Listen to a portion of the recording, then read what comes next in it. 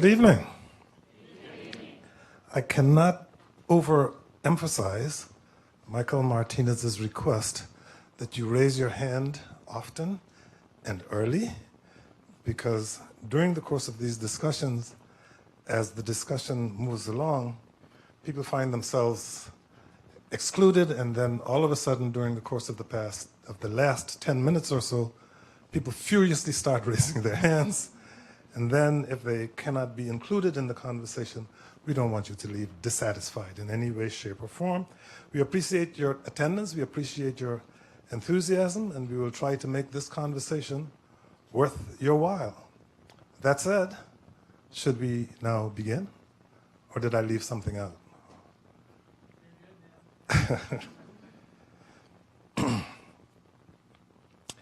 From Hill Center at the old Naval Hospital in Washington, D.C., it's Kojo in your community, a nation engaged, a partnership with NPR.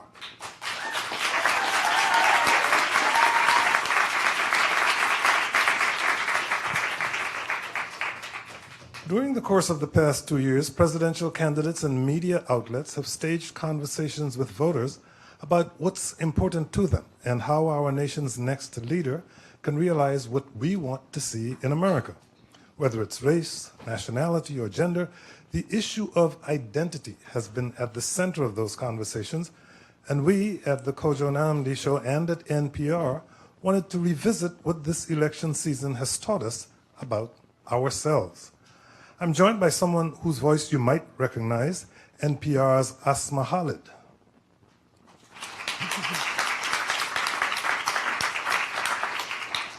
She has been covering this election. Tonight we'll be discussing different aspects of her work, listening to the people she's met on the campaign trail, and giving you a chance to respond to what you hear. You may have noticed that we are filming tonight's event. NPR is streaming live on Facebook, and tomorrow the audio will air on WAMU from noon to 1 p.m. In fact, if you're tuned in to WAMU this whole week, you'll be hearing reports from other NPR and other member stations on this same topic. It's all part of the series, A Nation Engaged. Throughout the night, if you'd like to respond to a specific question, please raise your hand and our producers will come to you with a microphone. That's it. Here we go.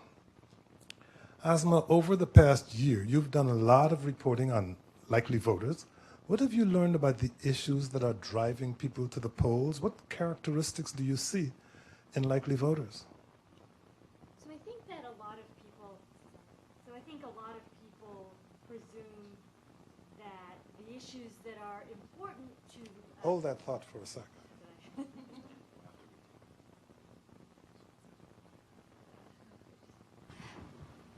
So I presume that a lot of voters think that other voters care a lot about traditional issues such as the economy or healthcare or immigration. And I think that those issues have all been important this election cycle. But when I speak to voters, what I think is so interesting is that this election cycle in particular, I have met a number of voters who are voting against their own economic interests, you could say. And so time and again, what I have heard from voters being really, I would say, paramount for them has been concerns about the direction of the country and sort of what it means to be an American. This is a topic that I have heard time and again, and whether it's not voiced in exactly those words, often what I hear people talk about is a sort of reminiscing of a bygone era. There's a woman I haven't been able to get out of my mind I met some months ago in the suburbs of Cleveland, and she was telling me that she is a Donald Trump supporter, and it really was, you know, sort of lukewarm about the economy, her support, but overwhelmingly she told me that she felt that she really missed the days of the 50s and 60s and described that era as being fabulous. And she wants the country to return to sort of that era of glory, you know, glory days. And for her also that time was linked to the economy. And so that I find very interesting, is like the economy is a very central point of concern as an issue for a lot of voters, but it is somewhat of a tangential issue. What findings have been particularly surprising to you? I almost feel like that the very idea that the traditional issue of the economy is so secondary is very interesting to me. There are a number of voters who I've interviewed who are voters who don't have a college degree. And so these would be working class voters. And what I find so interesting is when I interview Hispanic, African American, or white working class voters, how different their interests are and how different their voting behavior will likely be this November, given that their economic stories are very similar. Okay, let's give a listen to Jose Lovos, someone you met in Virginia who felt so strongly about immigration that he decided to become a U.S. citizen to vote this year. I wasn't very interested before in becoming a citizen because we weren't too worried about anything. But now there's all this rhetoric about deporting 11 million undocumented people. Because we want to help elect a good president for people in this country who don't have a voice or a vote. I want to become a citizen to help other people because other people have done it for me in the past. Citizens are the people who have power to make change. We often wonder why people don't vote. And here you have Jose Lovos saying, well, I actually thought that there was never much of a need before. What, in his view, has changed? So Jose himself is Hispanic, and he lives in Northern Virginia, and told me that he feels that he should become a citizen and vote because he is eligible so that he could protect those other Hispanics, he said, in the country who are not either here legally or eligible to vote. And so for him, it was a communal sense of duty, he said, because of the immigration rhetoric, primarily that he had heard from Donald Trump this election season. I'd be interested in hearing what Ana Sol Gutierrez has to say, whether she has been having the same experience. She's an elected official in the state of Maryland, in the Maryland General Assembly. Ana Sol. Well, it's a pleasure to be here and join you on this important discussion, Kojo. I agree that we are, for the first time, really seeing immigration being a motivator, a strong motivator for people. I see it in my own constituency where I've had to beg and plead for people to get registered to vote. People are calling me, where can I register to vote? And where do I have to go vote? And what are the rules? People that have been here for a long, long time. So Jose is typical, I think, of many people that have realized that voting in this election is really going to make a difference. But I want to push back a little bit on something that you said, that the economic reasons are not the strong ones. How quickly we forget, Bernie Sanders made the economy and the differences in our two extremes really the core of his campaign. And that's what got millennials so excited. I am very, very enthusiastic that for once we are now talking about things that were never talked about and reforms that we absolutely need to do beyond what is the election. I think that there's been an awakening of many individuals for different reasons, because you owe too much money after you've finished studying your college and nobody seems to care. And there are solutions and clear policies that are being expressed there for the first time. And I think that we are going to see some of those changes. The extreme in wealth and poverty is front and center.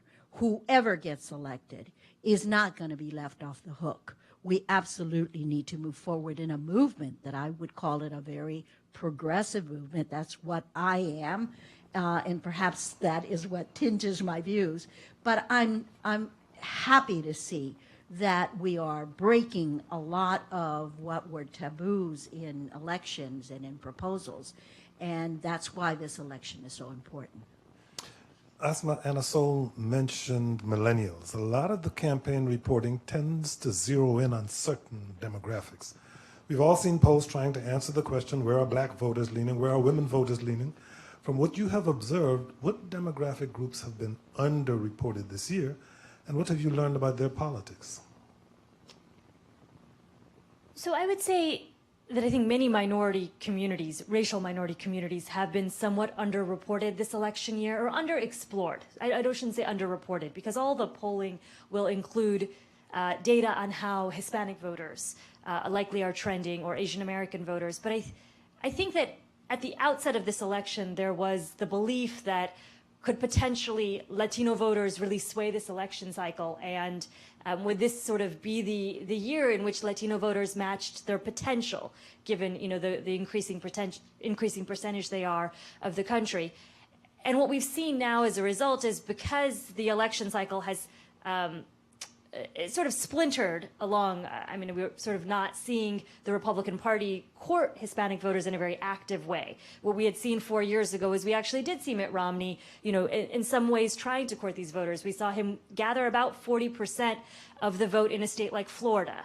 We're not seeing that this election cycle, and so as a result, we're not seeing, I would argue, either candidate making as substantial of a play for some of the minority voters that they would have if both sides were competitively trying to reach them. Millennial voters presumably have no fond memories of the 50s and the 60s. And I know you've been talking to a lot of millennial voters. What, therefore, is on their minds? It was clear that Bernie Sanders was able to get an enthusiastic following among millennials. What are they thinking now? So the high cost of college is certainly a big concern for many millennials. Millennials being the population or the generation that was born after 1980, and it is the most educated generation to date. So that is a huge concern. That being said, there are still a large number of millennials who do not have a college degree, but often when I meet them, what I find so interesting is many of them have told me that they were deterred from going to college because of the high cost of college. And so I would say that is overwhelmingly a very top priority for a number of millennials, but also minimum wage has been a big concern. I spent some time in Las Vegas specifically interviewing millennials who do not have a college degree, and healthcare came up, as well as concerns about just having a livable wage that also provided healthcare. For a number of those millennials, they were also living in a sort of traditional family home structure. So for them, they were living at home with their parents because the wages that they were bringing in were not sustainable to live independently of their parents. Are you an American citizen? Do you feel like you belong here? Raise your hands. If you don't feel like you belong here, do you think our leading candidates for president can do anything to change that? And if so, what would it take? Feel free to raise your hands if you'd like to address that issue. Asma, of the many things that define the American spirit, two tend to stick out: that we are a melting pot of diverse people, and that we are unified as one nation. This year, however, do voters feel like those ideas are maybe at odds with one another? They do seem to be at odds sometimes for some voters. I think that because the country, as you suggested, is such a melting pot, I have often asked voters out on the campaign trail this very question: what does it mean to be an American? And not because we were necessarily going to include those responses in a story, but just out of curiosity for what people had to say. And what I was struck by is how often I was given an answer that detailed American values. So I'd hear from people about economic freedom, that's what it means to be an American. So, that there's not so much regulation, that I can maintain my small business. Or I would hear from voters about religious freedom, the freedom to practice whatever your religion is freely.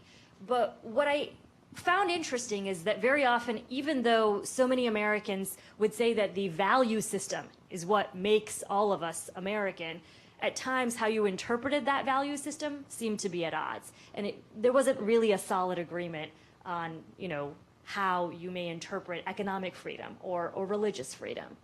Okay, I think we have a member of our audience over here who has a question. Yeah, my name's Josh Birch. Josh. And, I feel like I'm an American, but one of the questions as a resident of the District of Columbia, I always wonder why America doesn't want us. We pay federal taxes, we work hard, we serve in the military, and yet we're still denied equal representation in Congress. We're still denied the right to spend our own tax dollars over our own affairs. And so while I feel like an American, I still wake up every single day and wonder why America doesn't want my children to be treated equally with theirs. Today we had a discussion on the show about physician-aided dying. And there are obviously a lot of people for this and a lot of people against it, but one of the issues that came up was, well, look, if the District of Columbia passes this legislation anyway, can't the Congress just vote it down? Is that what you're talking about here? That's precisely what I'm talking about. We don't have final say over our own local laws, over our own local tax dollars, and we still have a Congress who we have no role in electing, meddling in our own affairs. And it is, as your Friday co-host says, the District of Columbia is the most un-American place in America, the way we're treated by Congress, the way we're treated by certain presidents, and the way we're treated by the rest of the citizens through ignorance and apathy towards our own plight. Does that make you feel that if you happen to be a resident of the District of Columbia, you're not really an American? I don't feel like I'm really an equal American. And I think the pursuit of America's greatness is that we're all treated equally. And so until myself, my family, my 672,000 neighbors are treated equally, then I'm still less than an American citizen than the rest of the people in the 50 states. Okay, I want us to listen to Afnan Musaitif, who you met, Asma, met in Milwaukee, Wisconsin. Here she is, describing the rhetoric she heard from Ted Cruz's campaign earlier this year. I think I had a more ideal image of living in America. It makes it sound like Muslims live off, like cultish, like off to the side. We have this weird like lifestyle, and they have to spy on us to make sure that we're under control. And it's like, no, we're just like you. She talked about Cruz's comments about patrolling Muslim neighborhoods was particularly absurd. Did you hear a lot about that? Yeah, I mean, in terms of her concerns about feeling not as American, she told me that what she felt so troubled by this election season was that her own image of what her country was had changed as a result of just different rhetoric that she had heard throughout the campaign season. And this is not something unique. I would say, you know, Afnan is Muslim. She was a Bernie Sanders supporter during the primaries in Wisconsin, but it's a relatively common idea. I mean, I was struck today, I don't know if folks saw the New York Times, there's an editor who's Asian American who wrote an open letter about an incident in which a woman in New York City yelled at him and his son to go back to China. And he basically, in this open letter, talked quite a bit about being the model minority, having attended Harvard, now being an editor at the New York Times, and feeling that this election cycle has somewhat allowed for rhetoric to explode out into the public that just makes some folks just not feel as welcome. And long story short, after he tweeted about it, a number of other Asian Americans started responding with their own stories of not feeling part and parcel of the American fabric always, just given, you know, even the fact that many of them may have had ancestry in this country that dates back decades and decades. I don't know if anybody in this room has experienced that, but there's one gentleman here with his hand raised. My name is Paul Lee. I live in Rockville. I work for a Baltimore company. I came to the States in 1991. So at age 24, I actually spent more than half of my life in the U.S. I think throughout the period, I increasingly feel I'm an American. But still, there is a stereotype that Asian Americans are considered perpetual foreigners. That type of stereotype affects our children more than us, more than the parents. And they grew up here, they were born here, and this is the only place they know as home. And this is their land, this is their country. Sometimes they feel like they're treated as perpetual foreigners, and they feel alienated in their own country. So I think, thank you, Asma, for bringing up this story. I think that story resonates really well in the Asian American community. A lot of people have that feeling. And I have to stress that we have seen a lot of progress in this country. I mean, the huge diversity, you know, just I witnessed in the past 25 years, the attitude has changed a lot for the better. So, but still there are a lot of work to be done, and I think more awareness is good. Okay, thank you very much. Another gentleman here had a comment. My own experience, of course, is that I was born in a country known as British Guiana and emigrated here about 50 years ago.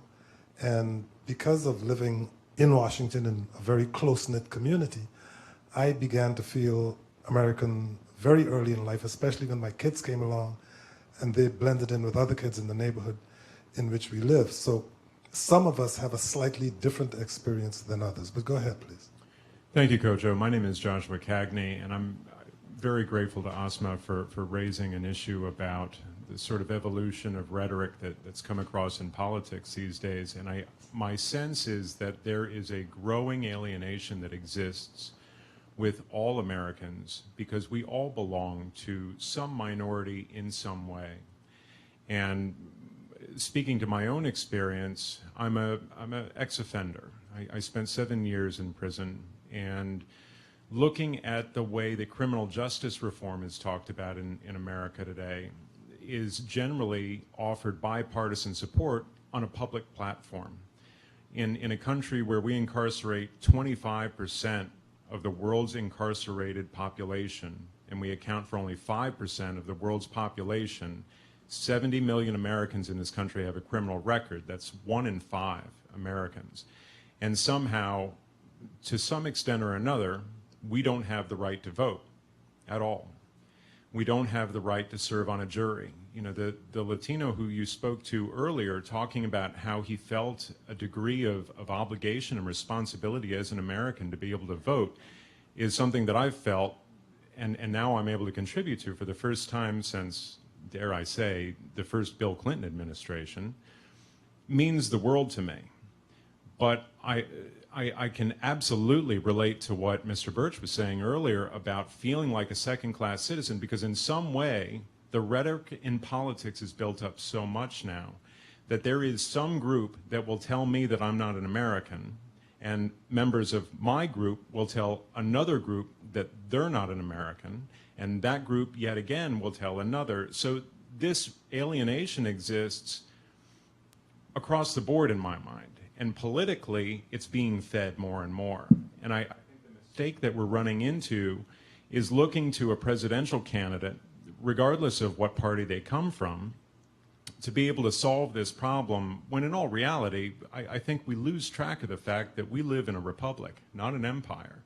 So to suggest that one person, no matter how great he or she may be, is not going to solve this problem. Bipartisan support lent to criminal justice reform was left on the table 2 weeks ago when Congress decided that they just could not reconcile themselves to a simple bill that everyone seemed to support, but somehow nothing happened. And that's the alienation that seems to get perpetuated over and over in the public. That's one of the things that I guess has become characteristic not only of this election, but of the Congress of the United States over the past several years, and that is there seems to be general agreement among all parties that there are too many Americans who are incarcerated, that we have been locking people up too much, especially for nonviolent offenses. But when a solution is put forward, it would appear that when, for instance, Governor Terry McAuliffe in Virginia decides to blanket pardon ex-felons in the state, it leads to an uproar coming from the other side of the aisle. It seems that on the one hand, we agree that there are too many people who are incarcerated. On the other hand, because they don't, I guess, have a very strong constituency, there's a reluctance to even agree that they should have rights, and an even greater reluctance to give them rights. Any observations? I think that's true, and it strikes to me, I mean, the frustration that it sounded like you have, I think, with Congress and its inability to reach some sort of compromise on this reminds me of such a frequent refrain I hear from voters, which is a frustration about Congress, but also sort of an admiration or respect for their personal congresswoman or congressman. And that disconnect I always find so interesting. So while, you know, voters will be frustrated with the institution, more often than not, I hear that they, you know, not only support, but often sort of adore their local congressman. And therefore, that particular Congress or member of Congress will continuously be reelected.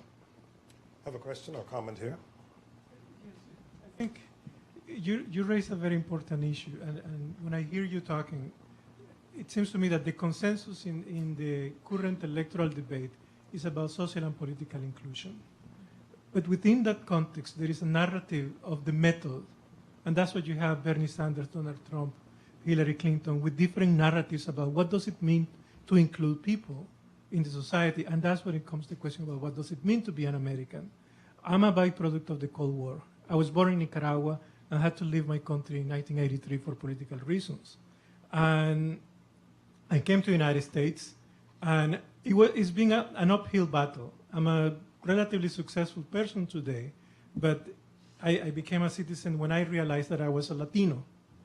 I went from this transformation from being a migrant to a Latino, and that politicization made me take on my naturalization.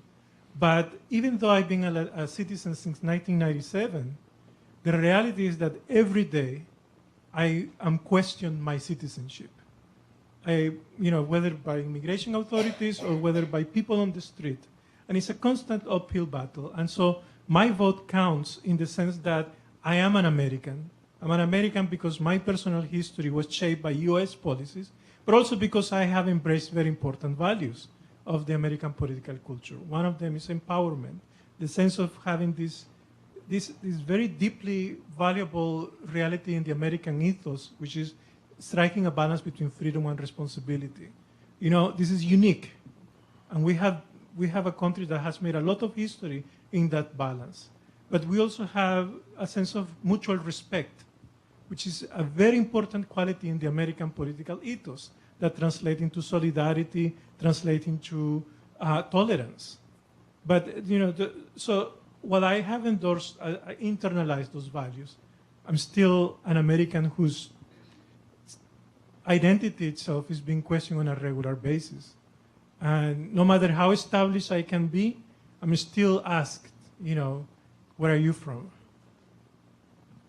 Asma, in your coverage, have you seen a deterioration in that mutual respect that he refers to? One gets the impression that in this presidential campaign, there are very strong feelings one way or another, and those feelings often seem to deteriorate into outright disrespect. They have deteriorated at times, but what interests me often is how frequently they seem to deteriorate when there's an anonymity. So if you attend a rally in which emotions are hot, people may say things after the rally, but truthfully, I've attended rallies where I can interview people before the rally begins, and we'll have fantastic conversation. And often those same people will invite me to their home, and I've gone to their home, and we've had great interviews outside of the rally setting. But it's sort of the anonymity of the group that allows you to, I think, lose some of the candid, maybe respect and respectful dialogue that you may have. The other place I think that anonymity allows people to say whatever they want without regard maybe for being respectful to the person on the other end is in social media. And so in those two platforms, I find there's a lot of similarities, sort of the large, heated rally environment and social media. But what I think is so interesting is you can actually take those same people, and this has happened again on social media where I've interviewed people because I'll often find sources by geolocating them in certain environments. And I met a woman actually in Ohio, and we had a fantastic, interview, very kind and gracious over lunch. And subsequently over Twitter, I think that she has sometimes used language that I did not appreciate or rhetoric that I just thought was sort of harsh and things that I do not think would be said over, over coffee or over lunch. And so while I do think it has deteriorated, the thing that gives me a little bit of hope is that in person-to-person interactions, I find that people still have, great respect for the most part for one another. Well, that's why we have everyone in this room wearing a name tag, so there won't be any real anonymity. But yes, sir. My name is Samuel Demis. I'm originally from Ethiopia. My opinion on the ratio is a little bit different. Immigrated to United States in 2004, and right after I came here, I established my own business. I'm running a successful business right now. In the past, I have never seen those kind of issues, to be honest, on my side. I've been helped by different ratio, different people along the way to get my business going. And also, I travel around the world. When I came back, immigration officer, they always say, welcome home, welcome back home. And also maybe just during this election time, politicians just to get elected, maybe they try to divide us. Depends on the region where they go to, like more Latino area, they're gonna say something good about Latino. When they go into a different group, they're gonna say different things. But in my opinion, this is a land of opportunity. This is a great country. I'm practicing and benefiting all of the opportunities from the United States. Have you noticed any change in the climate since the election season has started? The election, when the election season started, I thought it was more focusing about economy. And then they shifted to immigration, and they tried to divide us. Now I don't think they have even any point. Both of the elections, they're just attacking each other. Both of the candidates attacking each other instead of laying out their plan for the next, whoever got a commander-in-chief. They never said we're going to do, on the first day of the Oval Office, we're going to do this. Maybe on the first 30 days, we're going to do this. On the first 100 years, this is our plan. I have never seen any plan from both of the candidates. Can I chime in here for 1 second? Please do. I'm intrigued by what you were saying about never feeling really any sense of disrespect, right, and opportunity. And I think that that seems to be in sync with a lot of people that I interview who live in already diverse communities. Because I would say that as we've become more of a melting pot, what we also have become is sort of more socially stratified. And so we are living in, generally speaking, like-minded communities, either socioeconomically or at times politically, or even maybe culturally. And so it has been, I think, in my travels to different parts of the country that are very, very different than Washington, D.C., where I think I've heard and seen some dialogue that I will be honest, I never would hear around the streets of Washington, D.C. And I wonder if that is partly because we all, as Americans, self-select. And there's a theory called the big sort, that people tend to live in zip codes of like-minded people. I don't know, it's a theory. I mean, I live in Baltimore. It's a more diversified city. You're going to see different culture, different people. When I meet my fellow Ethiopian Americans, we always have this kind of discussion. We always say, oh, it's like, white people are racist, black people are racist, or Latino are racist. I always disagree with them. I always tell them, it's like, I never had any problem. I've been helped for the last 10 years by different group, different people. I mean, black, white, I've been helped by so many people. Do we also find that those zip codes exist in our social media, that we tend to talk and associate on social media with people who share our point of view and very rarely expose ourselves to others?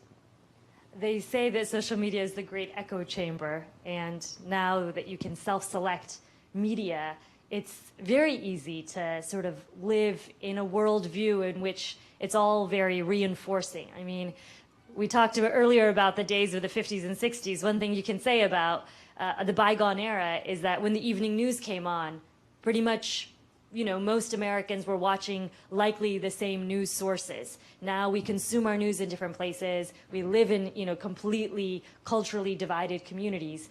And, this is something, I will be honest, as I've traveled the country, at times does make me very concerned about the future of what America will look like, because while you have great sort of diversity, not just racially, but I would say educationally, politically, culturally, if those people don't sort of cross-pollinate and we continue to consume, our news from self-selected sources, how do we, fellow Americans, ever get to know one another? And I don't really know the answer to that. Every day I try to read both the Washington newspapers, the Breitbart Report, and something called Black Agenda Report, which is a left-wing African-American run.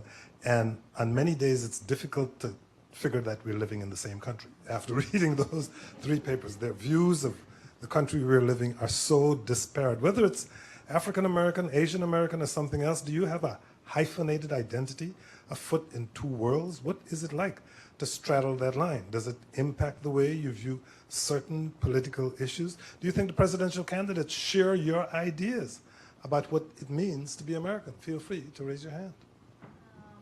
Good evening, everybody. Thanks so much for the invite to participate in this important conversation. I'm Carolina Mayorga, and I'm a visual artist, and I can speak. I'm one of those that have one foot here and one foot there. Actually, it's pretty much half of my lifetime that I've been in this country already. And it's very interesting how, I think Manuel, your name over there, he was saying how you are always a foreigner, no matter what you do. Of course, I sound very like a foreigner still, even if I've been here for 20 years almost. And but you feel like you have to fight for to try to be as Americans as everybody else. Fortunately, I've been able to do so through my art. I've been able to speak about issues of immigration, of people that have left behind, mostly the Hispanic community, because that's what my background is about. And so I've been very fortunate to being able to break through and being part of the American society, showing my work in so many different international venues, not just at the Latino Museum. And but that's not what I see most of the time. That's my own personal experience, but I see that people get sort of trapped in this sort of role of being classified, being left out of the mainstream, I think there's a lot of ignorance in a way of who we all are. For example, Latin Americans, we come in so many different ways. Asian Americans, we come in so many different ways. So it's not like because you're from that part of the country, we all do the same things. We have all different reasons for being in this country. So it's very important that I think our government and our elected officials make us belong, all of us, help us belong here the way we are, as opposed to try to make us all equal, because we're never going to be equal anyways, because we all have those backgrounds. But it would be interesting to see some sort of more knowledge about what people are doing here. Why are we here? People don't have any idea sometimes how hard it is to become a U.S. citizen in this country. Sometimes you have to pay lots of money to a lawyer. And sometimes people, you know, how they have to live here for 10 or 20 years without going back to their countries. People have no idea of all those issues. And I think it's important to inform the American people what's going on with all of us, that we are all the same, we're all sharing the same land, but come from so many different backgrounds that need to be respected and voiced in a way. Asma, during the course of your reporting, have you found people who have the notion that immigrants come to the United States very, very easily, often quite illegally, and simply manage to, well, take jobs from Americans? I have heard that, and I'll be honest, I've heard it from both sides of the political spectrum as well. I think that there's an assumption that because of some of the rhetoric we've heard from Donald Trump, that is exclusively the only place that we are hearing from that. I think there's a frustration as well from some Democrats, and there's a moment, you know, that I just can't forget. And there's a young man I interviewed in South Carolina early on in the primary season, an African-American gentleman who had gone to college and was struggling to find work. And he did not think that we should have Donald Trump's sense of, you know, immigration enforcement, but he did feel that immigration needed to be stricter. He felt that it had disadvantaged young African-American youth like himself. And I think because what we've seen this election cycle has just been sort of so extreme with the rhetoric around immigration, it hasn't really allowed for substantive debate around, you know, some of the very real concerns I think a number of voters have around immigration reform. We got a Facebook comment from Diana Mendoza, who writes, a presidential candidate could never solve the issue of bigotry.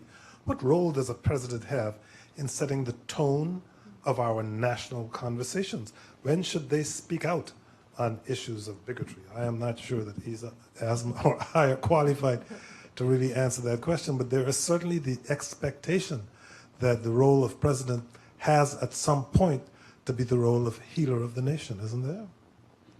There is that expectation, and that's partly because of precedent, where we look at throughout the nation's history, we've seen different presidents who've stepped in at very poignant moments, say during the civil rights era. And so because of that, there is this expectation. I mean, we can even go further back and we can look at the nation's founder, and there was an assumption that after the Revolutionary War that George Washington came in and healed the country. So whether or not those expectations are realistic, who knows, but I think there is an expectation of that. And on that note, I have heard from both Democrats and Republicans, obviously for very different reasons, a frustration that under the last 8 years of President Barack Obama, race relations have gotten worse. I find that such an interesting comment that I've been trying to suss out into a story. And I first started hearing it a lot during some of the Midwest states' primaries. And these would be from Republicans who would be voting in the Republican primary. And there was a frustration. They said, you know, we liked President Obama enough. He seemed like a good enough guy. And then over time, race relations, they feel have deteriorated. And they blamed the president. But on the reverse side, I started to hear this recently from some young African-American voters, I should call them non-voters, in Ohio. I was there in Cleveland. These were young African-Americans who felt completely disenfranchised with the political system. They felt like there had not been enough change under President Obama's 8 years, and felt very similar to the Republicans I met in Indiana, but did not blame the president. I mean, they blamed, say, Congress or other factors, but there was a very visceral reaction to the fact that race relations have gotten worse under the current president. And suggest that they feel they have no need to invest in the system as it exists. For these young African-American activists, the sense was we should vote for our prosecutor, we should vote for local races because that's what matters, but the president has not been able to, say, improve our lives.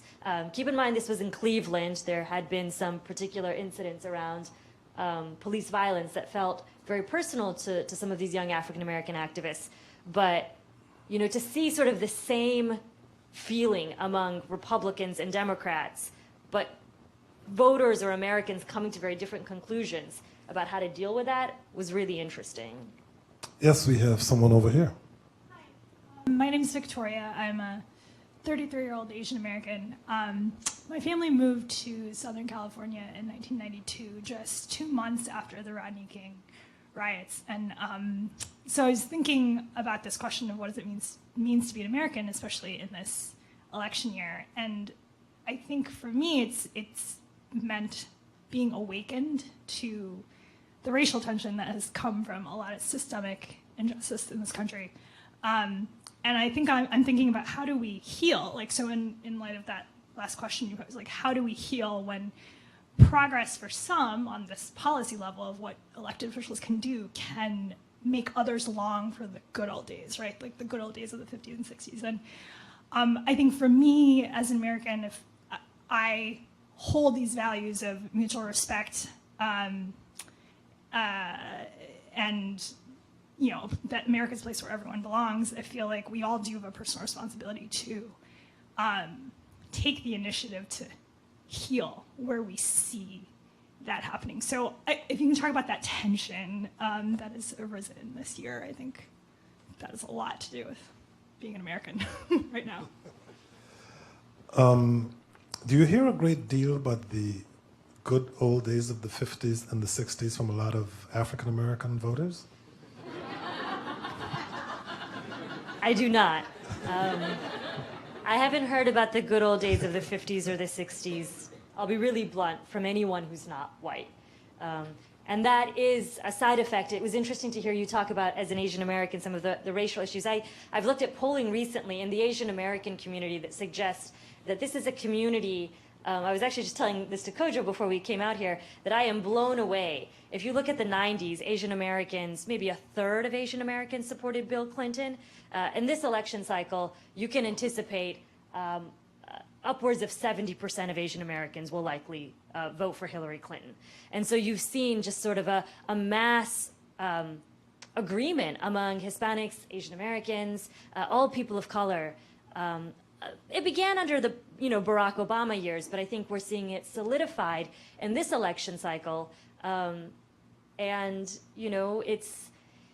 it's really, I don't know. I mean, we say sometimes in the newsroom that really when you have such overwhelming support among Hispanics, Asian Americans, and African Americans for one candidate, really overwhelmingly, the only sort of demographic group that will decide this election will likely be white voters. And that is highly unusual compared to some of the other election cycles. Yes, young lady. I actually wanted to go back to hyphenated identities about being Asian American or Indian American, as I am myself. My parents moved here from India back in the 80s, and they brought with them, obviously, a lot of traditional Indian values that they tried to instill in me and my sisters. Growing up with Indian values and American values was very difficult, and I felt like I was growing up with two different cultures, and I felt like I had to live up to some sort of standard to try to fit into both. So even though I was born here in the States, I'm still considered an outsider. When I go visit family in India, I'm still considered an outsider. So like, where do I fit in this world, really? And then when I do bring up, racial topics with people who do agree with the way I think, people choose not to comment or say anything at all. And I agree with her that it does take everybody to help mend this situation, whether you are white, black, Asian, whatever. It does take everybody to help mend it. But what about people who agree with what I'm saying but are choosing not to comment on this at all and try to stay out of it because it is a touchy subject? That's all. I was reading a piece by an Indian American food writer, I think it was in the New York Times yesterday or today, in which she was claiming that despite the fact that she's been a food writer, she had run away from the Indian food with which she was raised because it was such an anathema when she was in middle school and high school, and that now, having been a food writer for a while, she's just coming back to it and rediscovering it. Have you had a similar kind of experience? Not with food, really. I've always loved Indian food, but I guess when it comes to being like an elementary school student or middle school student, you are made fun of for bringing that food to school. And that's an issue because we do have to start really young with many children right now who don't understand these issues, and they are bullied for bringing whatever type of food to school. And I can't say if I've experienced that, but I've seen it happen. And I'll be honest, it sucks. It really sucks. And I don't want that to happen to my children because I want to have them eat Indian food just as much as I did growing up because it's good. Well, can I say I don't think that it will likely happen to your children because the country is changing. And so if you look at statistics from the Census Bureau, the under age 5 population in the country is already a majority minority. It's a statistic that I'm so fascinated by because as much as we've heard in this election cycle about building a border wall, I often say if you built a border wall tomorrow, the country has already changed. So we all sort of just, I think, need to figure out how we can work together. But that is always, I think, just such a mind-boggling statistic when you think about it, that if you are a white kid in preschool today, you could very likely be the minority. Okay, we have a young lady here who has a comment. Hi, good evening to everyone. Good I've evening. been living here since 1972.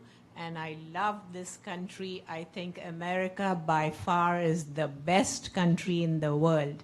And I had no problems settling in here and mixing and integrating with the Americans. All of us, my 6 brothers and sisters, we've all done very well, well educated. But now I'm kind of nervous, especially since this election and certain candidates, to say that I'm Pakistani, and secondly, to say that I'm Muslim. I'm nervous, I'm not afraid yet, and this division is becoming more and more, And I can't stand it when they say over and over, radical Islam, radical Islam. It's not Islam that's radical. Islam means peace. It's a certain group of people that they have, done all these bad things. And then I'm afraid now to say, anytime anybody asks me, where are you from? So I say I hesitate to say, but then I do say that I'm from Pakistan, and my next, and I add to it saying that I'm not a terrorist. Which is something you never had to do in your early days here. Never. It's an indication of the quality of discussion that we're having. You're listening to A Nation Engaged. It's a conversation about what it means to be an American. I'm speaking with NPR's Asma Khalid and an audience at Hill Center here in Washington, D.C. How do you think our blind spots make the political process difficult to participate in and report on? For instance, do people make assumptions about your politics because of what you look like? I think we all make assumptions about one another, and I think the thing that's maybe obvious to people is that I am Muslim, but the thing that is probably not as obvious, but I would say is a gold card in terms of being able to navigate politics around the country, is I am from Indiana. I grew up in Indiana, so growing and living in a place as diverse as this room is really a novel experience. I grew up in a town in which the Klan came to our town, actually, I think when I was in junior high school, the KKK. It was a wonderful place to grow up, and my parents still live there. And I mention all of this to say that I think growing up, though, in a place like Indiana taught me a lot about the ability to navigate different political spaces. And to this day, I would say it's a tremendous asset. I spend a lot of time, I'm going to Ohio tomorrow, spent a lot of time in the Midwest. And I think we all come probably to the table with some set of assumptions about each other. But I think we're also all multi-layered, and we have different identity circles. I mean, one of the other things about being from Indiana is a state where Donald Trump did very well. So, I often tell people that I think sometimes on the coast, people, it's the coasts, particularly big cities, tend to be very Democratic havens. But when you grew up in a place like Indiana, people that very, very close to you are Trump supporters. And these are people that you've grown up with and that you know very intimately. And I believe deeply that all of us are very multi-layered in why we are supporting particular candidates or what our political allegiances are. I think this election cycle, on both sides, I would make the argument, have people, because of maybe the rhetoric, have become very reductive in terms of maybe why someone is supporting a particular candidate. But I just fundamentally think that we all have different layers to our identities. All right, let's take a listen to Jen Ramos, who is from Texas. Where the federal minimum wage for wait staff has not changed since 1992. I am the daughter of a single mother. All these different social issues that I've had to deal with in my entire life are the reasons that engage me into being politically motivated, and this is what brings me to the polls. She is female, she is Hispanic, under the age of 30, works as a waitress. Talk a little bit about her. That is exactly it. I mean, it's all of these things. She, I believe, was a Bernie Sanders supporter. We met at the Democratic Convention. She's from Texas. But it was the multi-layered identity that she said brought her to support, I believe it was Senator Sanders at that point. And subsequently, and a lot of the Sanders supporters I've met have said that they will support Secretary Clinton in the general election. But what I think is interesting is so often, and we talked about this earlier with the polling, is when people poll a particular racial group or education level, you see just that one line. You'll see white non-college, or you'll see 35 and under. And those are complicated numbers. I mean, one of the things that I think has gotten really lost in some of the conversations around millennials is the sense that after Senator Sanders dropped out, that millennials would not be supporting Secretary Clinton. They are not supporting her with the same, say, enthusiasm or by the same margins that they supported President Obama. But overwhelmingly, they are still supporting her, and they are supporting her by double digits. And I will say that again and again, what I hear from a number of younger people of color is that, look, this is a very diverse generation, and it is. You can look at census figures. It's 40+% of millennials identify as Hispanic or Asian or African American. And for a lot of them, this election cycle has brought out rhetoric for which they do not feel that they can support the Republican candidate. And so I guess this is all to say that I think sometimes when we just see the top line, it doesn't allow us to dig deeper into why people may vote a particular way. And oftentimes I think people can surprise you as well. I mentioned a lot about different minority communities supporting the Democratic candidate. I have met people from all walks of life. Hispanics who are supporting Donald Trump, or African Americans, or Asian Americans, and I think that people have individual reasons for why they are supporting a particular candidate that sometimes don't just align with what their racial identity is. Do people make assumptions about your politics based on what you look like? What misconceptions have you had about other voters in this election cycle? But there's someone here who has something to say. Hi, my name is Susan. I have a question kind of going off of this idea that people are multi-layered, which is not that radical of an idea, thankfully. So how have you seen gender kind of impact this question of like American identity? And do the other demographic kind of identifications take precedent over gender, like the race, ethnicity, age, education, et cetera? So race, and I don't mean to belabor this point, but race is perhaps one of the most helpful indicators for how someone will vote, along with geographic location. It's why I was mentioning zip codes earlier, that I can see your zip code and your race, and not with exact certainty, but have a pretty good guess of the way that a particular voter will lean.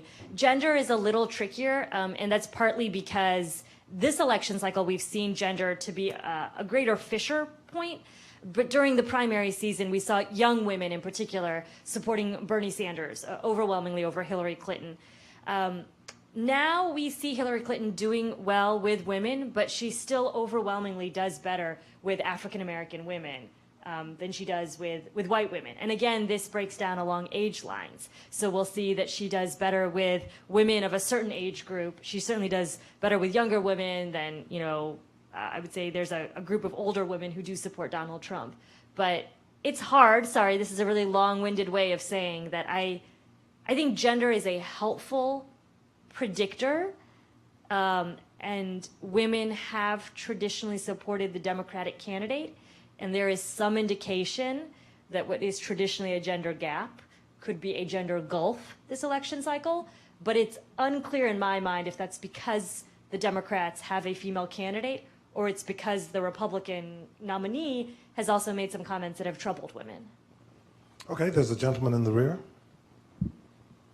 Hi, my name's Julian Gustavo Gomez.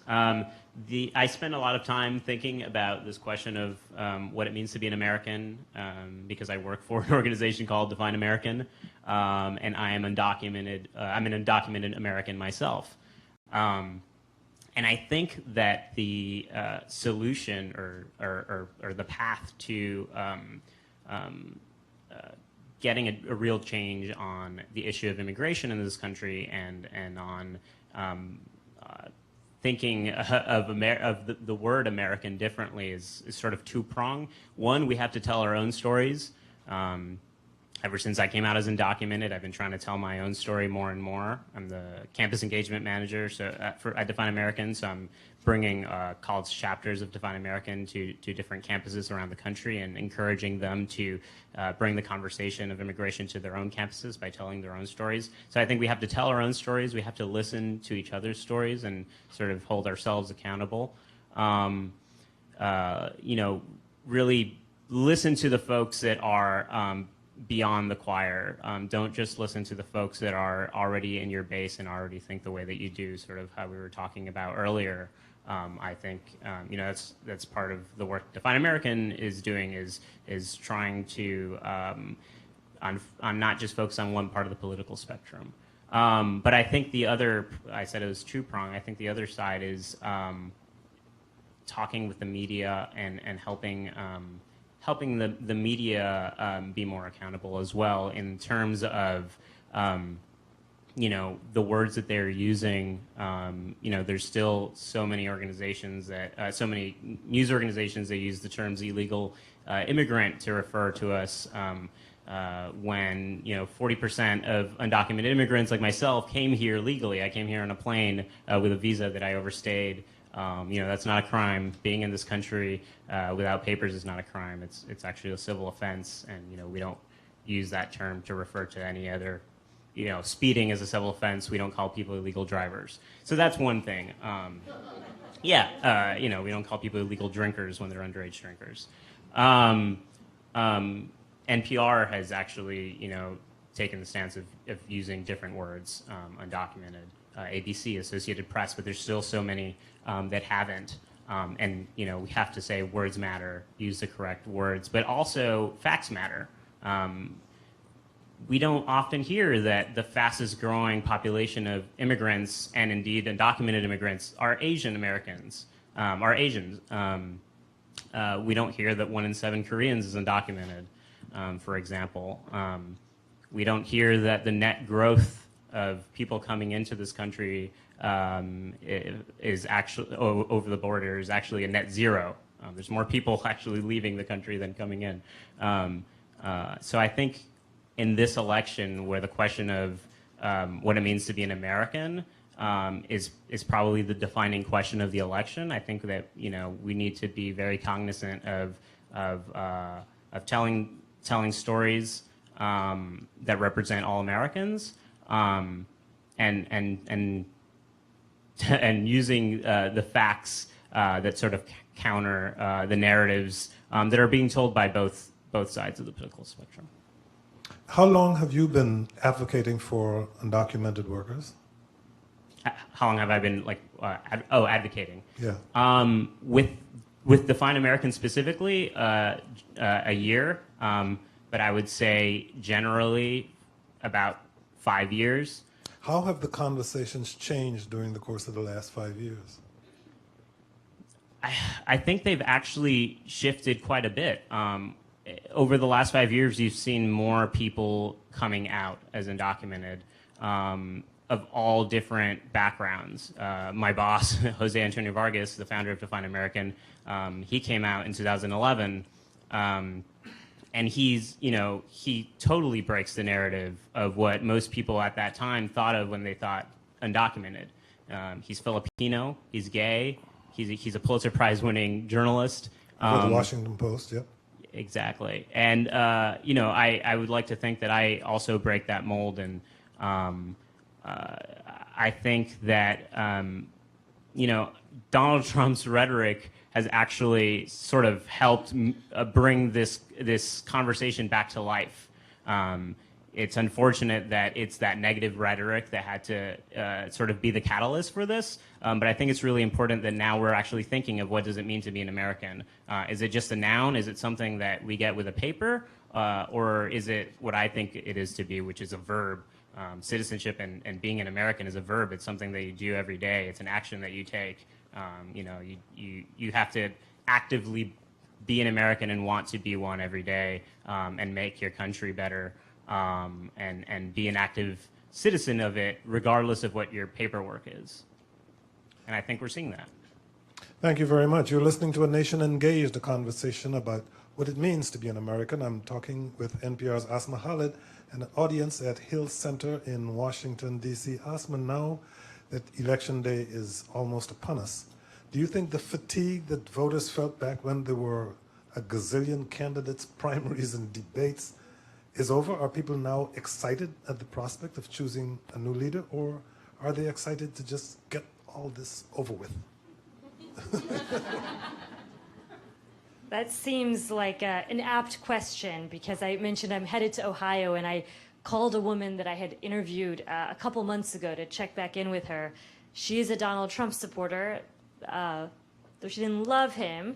Anyhow, the first thing she said to me on the phone was, I can't wait for this all to be over, and that she's looking forward to the end. I think a lot of voters feel exasperated with the situation. It is the fact that we keep saying again and again and again as political journalists, but both Donald Trump and Hillary Clinton are two of the most unliked candidates in history since we've been looking at that metric. And because of that, I have met countless voters who tell me that they are choosing between the lesser of two evils. That's a very common sentiment. Okay, yes. What took you so long? Hi, I'm Thembi. I am so many intersectional things. I'm queer, I'm black, I'm female, I'm not a Democrat, and people assume that I'm a Democrat because I'm black. All blacks are not Democrats, and there are some of us who are independent, like myself. I'm not a Republican either. And I just wanted to talk a little bit about what it means to be an American to me. And what I see is there's an awakening that's happening, and several people have alluded to that, but there's an awakening that's happening amongst really from millennials all the way up to baby boomers who are opening their eyes. We have social media, which can be a tool that's used for negativity for sure, but a lot of people are using terms such as rape culture and things that like typically were only shared in academic circles, and now there are the layperson has access to terminology, the prison industrial complex, things that people didn't feel comfortable discussing or just didn't know about. And I think it's really important that people are now seeking out information on their own to learn more about people who aren't like them, but they're doing it from a safe space in their own home, so they don't have to like ask a person, because no one person can really explain or define all of that for you. So I'm really encouraged, not by what's happening with this election, of course, but by what the gentleman who spoke before me mentions, is that it's bringing out more people to say, oh, I need to get involved. Democracy is a living, breathing thing. And as you can see with a lot of the civil rights, this touches me more deeply, of course, but a lot of the civil rights gains that are starting to be rolled back, it's clear that you can never, ever, ever rest on your laurels, and you always have to fight, and you always have to seek out. So those of you who earlier mentioned that you felt comfortable and you felt, you know, like you hadn't witnessed any discrimination, trust, it's been happening. You just haven't witnessed it maybe in your own life, or maybe you just didn't notice it or weren't affected by it, but it is happening. And it is important that if you are a person of privilege and you don't experience discrimination personally, or you aren't as hurt by it, that you seek out other people and you support them, because a lot of people are being hurt very, very bad in this country. So you think that this election has led to what, in your view, is a good conversation? Yes, I know that sounds really odd, but I think so. I think a lot of people are being drawn to, okay, what can I do? Because clearly this man was allowed to get as far as he got by people's apathy and their disbelief in the like, oh, he's so silly. He's a caricature. He's not going to make it.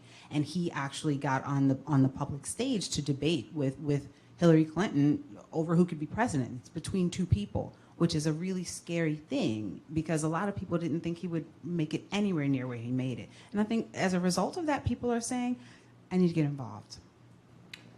Okay, Asma, just last month, you focused on Hillary Clinton's struggle to attract young voters. You spoke with Melissa Gomez. I'm actually leaning more towards Gary Johnson, which is kind of, I know, a waste of a vote in a sense, because I feel like any vote that's not for Hillary is going to be a vote for Trump, and that's kind of upsetting to me. So it's like I'm still on the fence about what I'm going to do, but I don't honestly agree with anybody's actual platform. So it is a problem. The still undecided.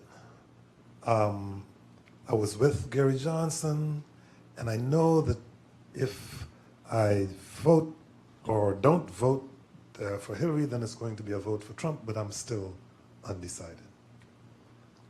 And it was tough for her because she lives in Florida. So she said that she may look at how tight the polls look in Florida.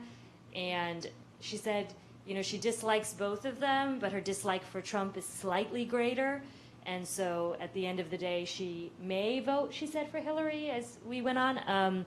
But a lot of that depends on how tight the polls look. But this speaks to the earlier question of just how exasperated voters are and feel with this situation, and their dislike for both candidates, from some voters. I should not say all voters. I mean, both Donald Trump and Hillary Clinton certainly have a base of supporters.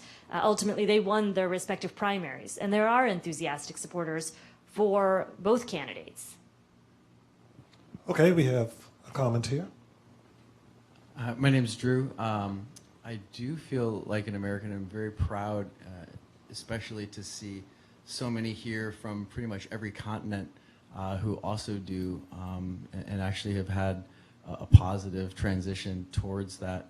And I think one thing, though, that's actually not represented in this room is a group of Americans who are disaffected, who probably traditionally would say, you know, I am American, but they are feeling clearly alienated. Asma talked about, you know, referred to folks who aren't graduating college now and what would be called the working class.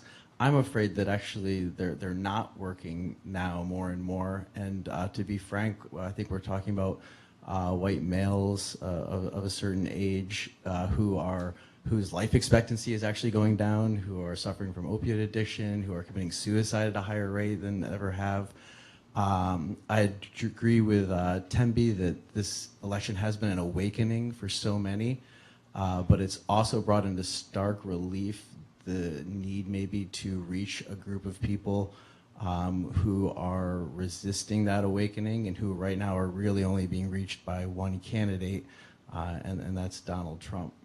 I think that is a fantastic point. I cannot emphasize enough the amount of times I have met voters who fit that description, who are very disaffected from the political process. And I think at times maybe there's an assumption from other minorities maybe that those voters should feel a part of the process, but they don't, and they haven't for a while. And you know, and Hillary Clinton herself has gotten into some hot water because the assumption was that she was somewhat dismissive of some of these voters. And you know, we see this in some of the states even. I would say both Ohio and Iowa are two states where President Obama was able to do fairly well with the white working class population. He actually won white working class voters by a larger margin in Iowa than he did white college educated voters in 2008. Hillary Clinton is likely, I should say she's not doing well in Iowa, and Ohio looks very close. And that is largely because of these voters. And these are voters that had traditionally, in some cases, been a part of the Democratic Party. And there is a sentiment from some members I've met, even within the Democratic Party, that the party has not found a way to sort of embrace some of these traditionally Democratic voters. And as a result, the only candidate who is speaking to them is Donald Trump. And he is, you know, making promises about a sort of economic fortune that he can provide that would offer better opportunities. Is there the sentiment that the party is focusing or has been focusing in recent years so much on diversity that it has done so at the exclusion or at the expense of white males? I have read such a sentiment. I have not had anybody express such a sentiment to me. But, you know, the party has made grand overtures towards different minority communities. What I do think is interesting and distinct, though, that has happened in the last 8 years is the fact that Barack Obama will likely do better with white working class voters than Hillary Clinton will. So something has happened in the last 8 years to lead to that result. Indeed. 8 years ago, when Barack Obama was elected, the image that came to represent his campaign was his profile above a single word, hope. What are American voters hoping will change? I don't know. Let's throw that to the audience first. Well, let me throw it to Diego first. Here's Diego. Diego is a millennial living with his parents in Nevada who has aspirations to becoming self-sufficient. You know, eventually I actually want to move out and I want to have my own family. And I guess what worries me to this day is, how are my parents going to live? Are they going to be able to sustain themselves once I move out? And whether if I move out, I'm going to be able to sustain myself and not move back. Full-times have been eliminated. Now it's just part-times. You literally have to have 2 jobs just to make it. That's the kind of sentiment we were talking about earlier. Yeah. I mean, look, I don't know what folks are hoping for. I think, as you were saying earlier, that Bernie Sanders captured a sense of hope for some folks on the progressive left. I think Donald Trump has certainly captured a sense of hope for some people on the conservative end of the spectrum. But what folks are hoping for, I think, is tough. You know, there's a gentleman I met an African-American man in Durham, Raleigh-Durham, that area of North Carolina. And he had been a huge President Obama supporter. He would consider himself kind of a lukewarm Hillary Clinton voter. So he used that word differentiation too with me. He said, I'm a voter for Hillary Clinton. I was a supporter for Barack Obama. Anyhow, he was telling me that he thought part of the unrest right now in the country is because America itself is an experiment. And I was sort of, pushing him on that. Well, what do you mean by that? And he said, well, if you think about it, like there's no model for America. There's never been a country that is trying to create a democracy in a pluralistic society. And that I have not been able to forget. Because if you think about it, there have been democracies, but they've been in very homogenous societies. So it is a test. But I don't know what will happen. I don't know if those are hopeful parting words. But I thought that, to me, has always stuck with me, that maybe part of the unrest is growing pains, because there's no model for what America is trying to do, create a democracy in a pluralistic society. Have another comment back there?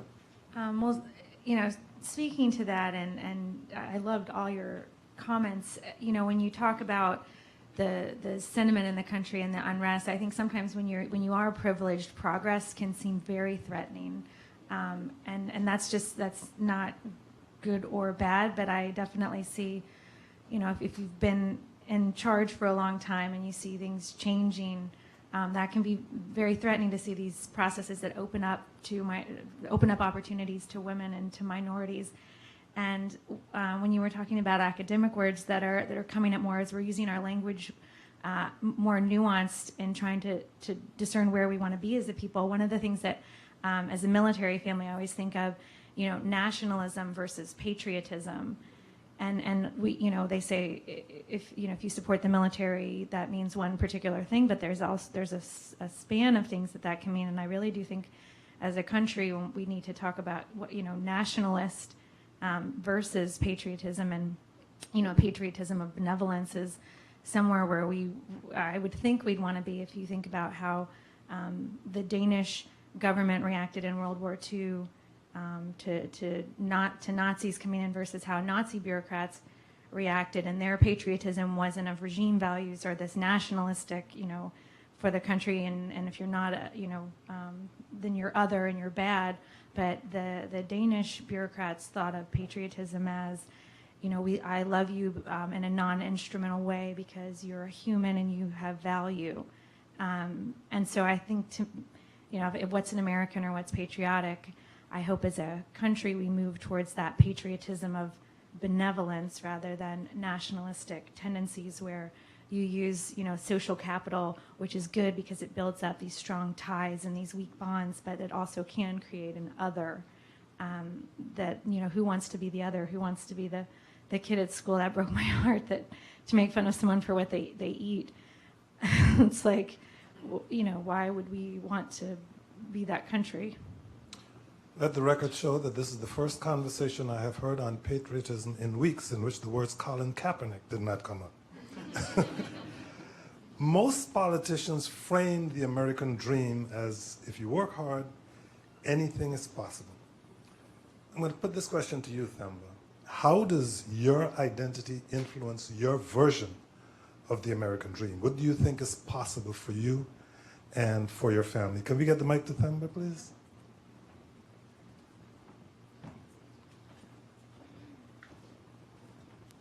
So for me, what I think is possible for me is based on sort of what I was taught. So this is interesting, a sidebar but relevant.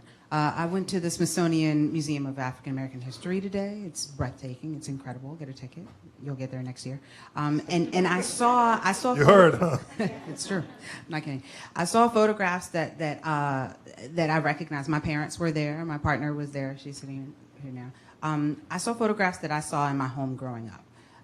And I know that that's very significant to me and not most people. But something that was drilled into me from very small was that I, as an African American, could not depend on this society to teach me who I am, and that my family had to teach me that, and that I had to hold that in me wherever I went. So for what I see for myself is not necessarily what I see for other people, because I know that they didn't have that, and I know that when they see those images in the Smithsonian Museum, that they're seeing a lot of that for the first time, and they're seeing the contributions of people for the first time. And one of the things that I was talking to my parents about is how much of a loss prejudice really against any group is, because that means that group's ability to contribute to society is being stifled and being pushed down. And so for me, I'm looking at, obviously my context is from African American perspective, but I'm looking at all of these beautiful images of things we've accomplished, and I said, wow, even in spite of all of the bigotry and the racism and the redlining and all of the things that were done to keep us from accomplishing things, we still did all this. So imagine what we would have done if we didn't have that push, if we didn't always, have that oppression. And so for me, I see anything as possible, but unfortunately, being a youth worker, for a lot of young people, I've heard young people tell me to my face, there's no such thing as the American dream. So I recognize that even in my own body, I have privilege. And so that's why I say I'm encouraged by the awakening, because I think that it is an experiment and it is a process. And I do think that we all have to contribute. We can't just watch life go by. We have to contribute. And I'm so inspired by the diversity in this room and diversity of viewpoints and perspectives. Asma, we often tend to forget how young our country is, and that to some extent we are still an experiment. We are, and it was interesting to hear you just talk about how some of the youth that you work with think the American dream is dead. The Harvard Institute of Politics routinely polls millennials, and they have been asking about that question. And one of the most consistent themes they have seen is how many millennials say the American dream is dead, or they don't think that the American dream exists for them. What exactly that means and how different folks interpret it, who knows, but I just find that such a powerful statement. One more? And that is hopefully not about the election. My name is Daniel. So I read a book about a year ago. It was about the French and Austrian generals that came to the colonies to help fight the Revolutionary War. And there was a disgruntled diary passage by an Austrian general that has really stuck with me. Basically what he says is he showed up to work to lead drills, to train this American militia, and he would give them orders and they wouldn't do anything. It wasn't until he explained why he wanted them to do the thing that he was asking them to do that they would do it. And I really like the idea that there's something uniquely American about sort of we only take action once we understand why we're doing it and agree with the why. I wonder if in your conversations across the country you think there is anything uniquely American about that. About wanting to know why in terms of doing something. Right. I don't know, that's tough. I would say the common things I've heard a lot from people is a belief in values. And maybe that could be a part of the value system, but most often I've heard from folks a belief in the rule of law or a belief in freedom. And what I find so interesting is both of those things that people tell me on the right and the left, what defines us all as Americans are values. They're not, which is sort of intangible, but also I think very powerful in itself. But it's not, as much as we've heard this election cycle, I think about race or religion and whatnot. Like these values are very abstract, but they're very, I would say quintessentially American values. Here we go. I think the American dream is not dead. It's been there for a while. It's going to be there, and it's going to continue. How old are you? I'm 46. See, not a millennial. The American dream, it doesn't have a border. It doesn't have any ratio. I strongly believe and agree with a politician, even though they use the word, if you work hard, you cannot succeed. They use that word to get elected. But I agree with them. If you work really hard, and if you have the commitment to work, if you have the passion, if you have the dream, you'll succeed. American dream. But the thing, people, they think when American dream, they think it's going to be happen next day. They think it's going to happen in 6 months, or in a year, or in 2. The American dream is really far. It works your commitment. It needs your commitment at least 7 years. You gotta be worked out. Yeah, you need to have a big muscle. Yeah, you gotta work out long. So if you work really hard, you'll succeed. You'll get there. Get up and work hard. You'll get there. And on that optimistic and hopeful note, we'll, I guess, take another question or comment. Hi, my name's Harry. I'm 22 years old. My question is about another American value that when I was growing up listening to my grandfathers, the idea of science and technology in America as being really important was a huge driving factor. In this election, I feel like that issue has really fallen to the wayside. And I was wondering if in your experiences talking to my generation millennials, but also others, do they still feel that these are important values of either energy security or environmental security moving forward, and can America still be a leader in that respect, or have we missed that opportunity and people now are just so focused on treading water rather than trying to be a leader in their field? I do not think I have once heard of science and technology brought up as an issue by a voter of their own accord. I've heard climate change, which you could say is kind of a variation of that, and tied to that, I've often heard of climate change as a big concern for millennials, so this would be younger voters, and the desire to have an independent energy sector tied to the climate change concerns that they have. But look, I think part of why we don't see science and technology broadly as a uniquely American value right now is because one of the big cleavages we're seeing this election cycle is along educational levels, particularly in the white population. And so this day and age, science and technology often requires higher education learning. And when we're seeing very clear cleavages, you know, Republican or Democrat across educational levels, that's a big dividing line. I mean, white voters who have a college degree have traditionally voted Republican, going back as far as I could search in all the exit polls.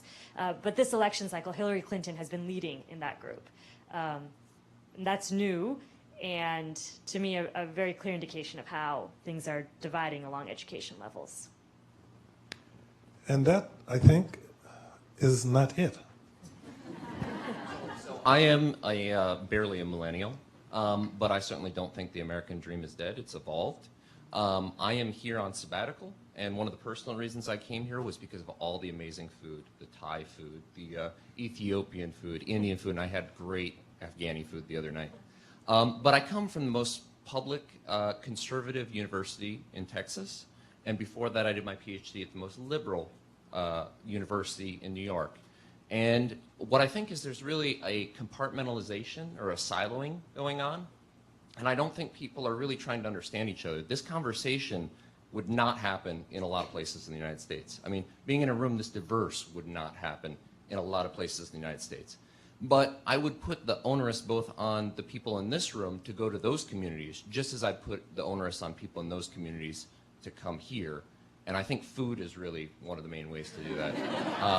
I mean, once people taste some of the food here, they got to be sold. I think on that we can all agree. And that is it finally. As we wrap up this evening, we'd like to say thank you to our partners on this A Nation Engaged event. First, big ups to our public radio colleagues at NPR, especially Asma, Khalid.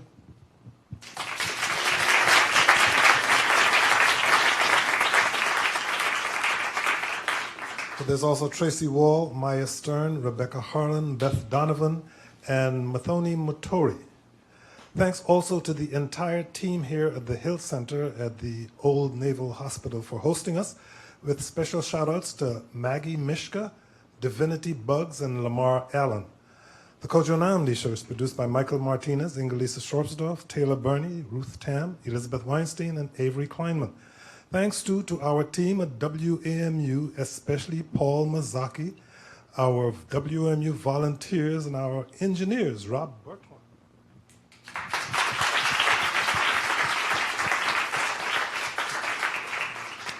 And Timmy Olmstead. Please give yourself a big round of applause for being here.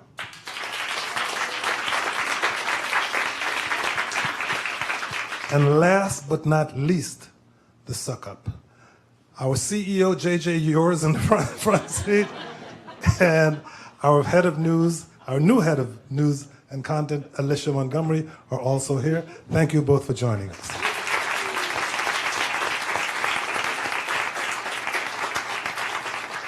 And thank you all for being here. It's been a wonderful evening.